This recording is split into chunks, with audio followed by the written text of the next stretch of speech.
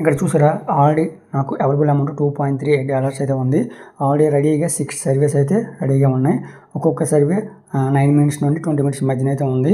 So ఇది మొత్తం సర్వీస్కి మనం కౌంట్ చేసుకుంటే దాదాపుగా 86 మినిట్స్ అవుతుంది. అంటే దాదాపు 1:30 అవుతుంది.